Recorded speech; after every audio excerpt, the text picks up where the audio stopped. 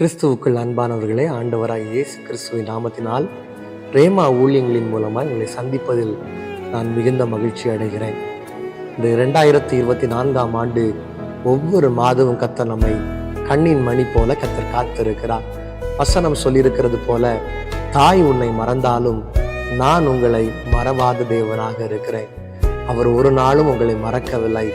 ஒருவேளை நீங்கள் எண்ணி இருக்கலாம், இந்த வாழ்க்கையில் பிரச்சனைகள் வந்திருக்கிறதே, அவர் என்னை மறந்து விட்டாரோ, தேவன் என்னை கைவிட்டு விட்டாரோ. எனக்கு அருமையானவர்களே, ஆண்டவர் மிக அழகாக சொல்லுகிறார், தாயின் கருவில் உருவாவதற்கு முன்பதாகவே பெயர் சொல்லி அழைப்பாரே. ஆனால் எவ்வளவு அன்புள்ள தேவன்! பெயர் தெரிந்த மனிதர்கள் இந்த நாட்களில் நம்மை மறந்து விடுகிறார்கள்.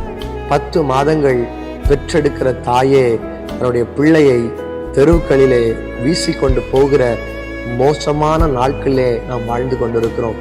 ஆனால் தேவன் சொல்லுகிறார், நான் உன்னை மறப்பதில்லை. நிச்சயமாய் கர்த்தர் வாக்குத்தத்தங்களின் மூலமாய் உங்களோடு பேச அவர் வல்லமை உள்ளவராக இருக்கிறார்.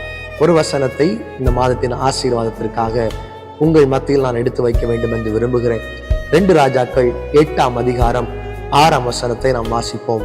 அப்பொழுது ராஜா அவளுக்கு ஒரு பிரதானியை நியமித்து அவளுக்கு உண்டானது எல்லாவற்றையும் அவள் தேசத்தில் விட்டு போன நாள் முதல் இதுவரைக்கும் உண்டான அந்த வயலின் வருமானம் அனைத்தையும் அவளுக்கு கிடைக்கும்படி செய் என்றான். வசனத்தில் மிக அழகான ஒரு வாக்குத்தத்தம் இருக்கிறது. சுனேமியாள் என்று ஒரு சகோதரி இருக்கிறாள். எலிசா ஒரு தீர்க்க தரிசனத்தை சொல்லுகிறார். 7 வருஷங்கள் வாழுகிற இந்த ஸ்தலத்திலே பஞ்சம் உண்டாகும், அதனாலே ஏதாயிலும் ஒரு இடத்தில் போய் பிழைத்து விடு என்று சொல்லி அனுப்புகிற ஒரு சூழ்நிலையை பார்க்கிறோம். சுனேமியாளும் தன்னுடைய மகனும் தன்னுடைய புருஷனுமாக அவருடைய காரியங்களை எடுத்துக்கொண்டு அவள் கடந்து செல்லுகிறாள். மறுபடியும் வந்து பார்க்கும் பொழுது அவள் விட்டு போன நிலம் எங்கே போனது என்று தெரியவில்லை. அவருடைய வீடு என்ன ஆனது என்று தெரியவில்லை. ஒரு கேள்விக்குறி என்கிற ஒரு அனுபவடைய வாழ்க்கையில் கடந்து வருகிறது. வேகமாய் ராஜாவிடத்திலே ஓடுகிறாள். என்னுடைய சூழ்நிலை இப்படி இருக்கிறது என்று சொல்லும் பொழுது ராஜா செய்கிற ஒரு காரியம்தான், அவளுக்கு உண்டான எல்லாவற்றையும் அவளுக்கு திருப்பி கொடுக்க ஒரு பிரதானியை அவர் நியமிக்கிற ஒரு சூழ்நிலை நம்ம இந்த இடத்துல பார்க்கிறோம். எனக்கு அருமையான தேவ பிள்ளைகளே, ஒருவேளை உங்க வாழ்க்கையில நிறைய பேர் உங்களை ஏமாத்தி இருக்கலாம். கடந்த நாட்களை எடுத்து நீங்க திரும்பி பார்க்கும் பொழுது மனிதர்களால, நண்பர்களால, பெற்றோர்களின் நிமித்தமாய், கூட பிறந்த சகோதர சகோதரிகளின் நிமித்தமாய் நீங்கள் ஏமாந்து போயிருக்கலாம். கொஞ்ச நாள் நான் வெளியே போயிட்டு வரேன்னு சொல்லிட்டு வந்திருப்போம். திரும்பி போய் பார்க்கும் பொழுது நம்முடைய வீடு தீக்கரையாக்கப்பட்டிருக்கலாம். நம்முடைய ஆஸ்தி அந்தஸ்து அழிந்து போயிருக்கலாம். ஆனால் தேவன் சொல்லுகிறார், மறுபடியும் அதை உனக்கு கொடுப்பேன் என்று வாக்குரைக்கிறார். எனக்கு அருமையான தேவ பிள்ளைகளே, நீங்கள் ஒருவேளை கலக்கத்தோடு இந்த வார்த்தை கேட்டுக்கொண்டிருக்கலாம். என்னிடத்திலிருந்து அபகரித்து விட்டார்களே, என்னிடத்திலிருந்து எல்லா காரியத்தையும் எடுத்து விட்டார்களே, இனி எப்படி எனக்கு திரும்ப கிடைக்கும்? வேத புஸ்தகத்தை வாசிக்கும் பொழுது யோசேப்புக்கு அவங்க அப்பா அழகான ஒரு அங்கியை கொடுக்கிறார், பலவர்ண அங்கியை கொடுக்கிறாரு. ஆனால் கூட இருக்கிற சகோதரருக்கோ இவனுக்கு மேல பொறாமை வந்து விட்டது. அதை நிமித்தமா என்ன செய்கிறார்கள்? இவனை விற்று விடுகிறார்கள். விற்ற மாத்திரத்திலே இவன் ஆண்டவருக்கு உண்மை உள்ளவனாக இருக்கிறான், தேவனுக்கு பிரியமுள்ள ஒரு பிள்ளையாக வளருகிறான். இது நிமித்தமாய் நடந்த காரியம் என்ன தெரியுமா? இந்த உலகம் அவனிடத்தில் இருந்த காரியங்களை இச்சித்தது, அவனுக்கு வைத்திருந்த பொருட்களை அபகரித்தார்கள். ஆனால் தேவன் செய்த ஒரு காரியம், நீதிமானுக்கு துணை நிற்கிற தெய்வமாக இருக்கிறார். அவன் தேவனுக்கு பிரியமாய் வாழ்ந்தபடியினால இழந்து போன எல்லாவற்றையும் பார்க்கிலும் கர்த்தர் அவனை தலை சிறந்தவனாய் உயரத்திலே வைத்து அழகு பார்க்கிற தேவனாக இருக்கிறார். ஒருவேளை இழந்து போன இருதயத்தோடு இந்த வார்த்தையை கேட்டுக்கொண்டிருக்கிறீங்களா? என்னிடத்திலிருந்த எல்லாவற்றையும் உறவினர்கள் எடுத்து விட்டார்களே, நண்பர்கள் எடுத்து விட்டார்களே, ஆசீர்வாதம் அற்று போய் இந்த உலகத்தில் வாழ்ந்து கொண்டிருக்கிறேனே, இனி மறுபடியும் இந்த ஆசீர்வாதம் என்னுடைய வாழ்க்கையில் கிடைக்குமா? இந்த கேள்விக்குறியோடு இந்த வார்த்தையை கேட்டுக்கொண்டிருக்கலாம். வசனம் மிக அழகாக சொல்லுகிறது, அவள் தேசத்தை விட்டு போன நாள் முதல் இதுவரைக்கும் உண்டான அந்த வயலின் வருமானம் அனைத்தையும் அவளுக்கு கிடைக்கும்படி செய். இது ஒருவேளை விட்டு போயிருக்கலாம். ஆண்டவர் திரும்ப கொடுக்கிறவர் மாத்திரமல்ல, இழந்து போனதை இரட்டத்தனையாய் ஆசீர்வாதமாய் உங்களுடைய கரங்களை கொடுக்க வல்லவராக இருக்கிறார். நாம் அதை பெற்றுக்கொள்ள வேண்டுமானால் நாம் என்ன செய்ய வேண்டும் தெரியுமா? தேவனுடைய சமூகத்தில் காத்திருக்க வேண்டும். எத்தனையோ பிரச்சனைகள் வந்திருக்கலாம். எத்தனையோ போராட்டங்கள் உங்களுடைய வாழ்க்கையில் வந்திருக்கலாம்.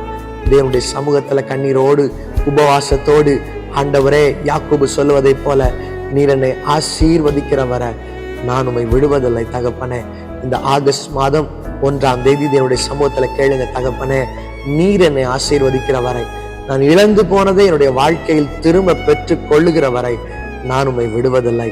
நிச்சயமாய் வாக்குரைத்த தேவன் வாக்கு மாறாத தேவனாக இருக்கிறார். பிரியமானவர்களே, ஒரு காரியத்தை நான் முழுவதுமாய் நம்பிக்கையோடு நான் சொல்ல முடியும். இந்த வசனத்தை நம்புங்கள். வார்த்தை ஒரு மனுஷனை புதிய மனுஷனாக மாற்றும். வார்த்தை எப்படிப்பட்ட தடையாயிருந்தாலும் வார்த்தை பெரிய அற்புதங்களை செய்யும். இந்த வார்த்தையை முழுவதுமா நம்புங்க. அப்பா, நான் இழந்து போயிருக்கிறேன் தகப்பனே, என்னுடைய வாழ்க்கையில குடும்பத்தை இழந்து போயிருக்கிறேன், செல்வத்தை இழந்து போயிருக்கிறேன், பிள்ளைகளை இழந்து போயிருக்கிறேன். என்னுடைய வாழ்க்கையில மறுபடியும் தருவீரா? ஆண்டுடைய சமூகத்துல கடந்து வாருங்கள்.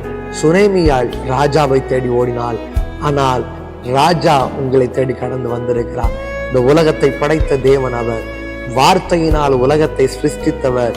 ஒரு வார்த்தை உங்க வாழ்க்கையில சொல்லுவாருன்னா ஆகஸ்ட் மாதம் ஒரு மகிழ்ச்சியின் மாதமாக மாற்றப்படும். இந்த ஆகஸ்ட் மாதம் உங்களுடைய வாழ்க்கையில் சமாதானத்தை கொடுக்கும். ஒருவேளை நீங்க நினைக்கலாம், கடந்த மாதங்கள் முழுவதும் நான் கண்ணீர் வடித்திருக்கிறேனே, இழந்து போன வேலையை குறித்து கவலைப்பட்டு கொண்டிருக்கலாம். இழந்து போனா எதுவாக இருந்தாலும் பரவாயில்ல, தேவனுடைய சமூகத்துல காத்திருங்கள். மனுஷன் கொடுப்பானே ஆனால் மறுபடியும் வாங்கிட்டு போயிடுவாங்க. ஆனா கர்த்தர் கொடுப்பாரே ஆனால் நிரந்தரமாய், சமாதானமாய், சந்தோஷமாய் உங்களுக்கு கொடுக்க வல்லவராக இருக்கிறார்.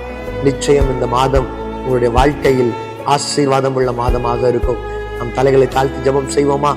நேசிக்கிற எங்கள் அன்பின் நல்ல தகப்பனே, ஆகஸ்ட் மாதம் முதல் நாளில் உங்களுடைய சமூகத்தை தேடும்படியாய் எங்களை உயிரோடு கூட வைத்திருக்கிறேன். கிருபையாய் எங்களை வழி நடத்திருக்கிறப்பா. கேட்டுக்கொண்டிருக்கிற ஒவ்வொருவரையும் கர்த்தர் ஆசீர்வதி தகப்பனே. வாழ்க்கையில் ஒரு வழி இழந்து போய், வாழ்க்கையில இந்த காரியங்கள் இழந்து போய் விட்டேனே, பணம் இழந்து போயிருக்கிறேனே, செல்வங்கள், சொத்துக்கள், சொந்தங்களை இழந்து போயிருக்கிறேனே, கண்ணீரோடு கேட்கிறவர்கள் உண்டு தகப்பனே. யோபுவை இரட்டத்தனையாய் ஆசீர்வதித்தது போல கேட்கிற ஒவ்வொரு பிள்ளைகளையும் அப்பா இரட்டத்தனையாய் கர்த்தர் ஆசீர்வதி தகப்பனே. அந்த சுனேமியாளுக்கு இழந்து போன காரியத்தை மறுபடியும் கர்த்தர் கொடுப்பீரே ஆனால் பிள்ளைகளுடைய வாழ்க்கையில் தேவன் கொடுக்கும்படியாக ஜெபிக்கிறேன் தகப்பனே. அவள் தேடுவதற்கும் எண்ணுவதற்கும் அதிகமான காரியங்களை தேவன் செய்யும் அப்பா. ஆண்டவரே, பிள்ளைகளை கர்த்தர் ஆசீர்வதியும், குடும்பங்களை கர்த்தர் ஆசீர்வதியும், வேலை பார்க்கிற ஸ்தலங்களில் தேவனுடைய கிருபை இருக்கட்டும் அப்பா.